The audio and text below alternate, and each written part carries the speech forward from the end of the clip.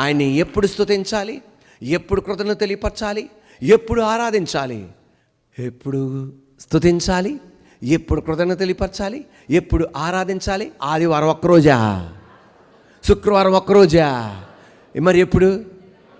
అబ్బా గట్టిగా చెప్పండి, ఎల్లప్పుడు. ఇంగ్లీష్ బైబిల్ చెప్తుంది కంటిన్యూవల్లీ. అంటే ఏంటిది?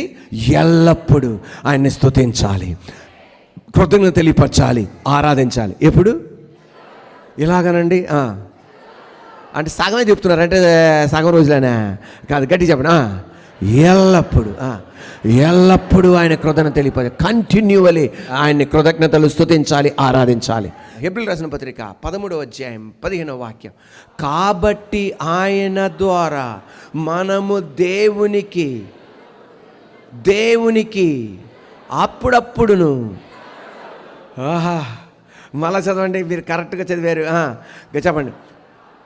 కాబట్టి ఆయన ద్వారా మనము దేవునికి ఎల్లప్పుడును స్తుతియాగము చేయుదము, అనగా ఆయన నామమును ఒప్పుకొనుచు జీహ్వ ఫలములు అర్పించెదము.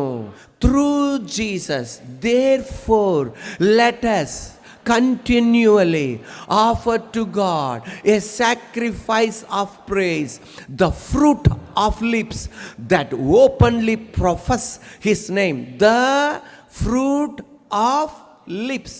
స్తుతి యాగం ఎప్పుడు ఏం చేయాలి? ఎల్లప్పుడూ చేయాలి.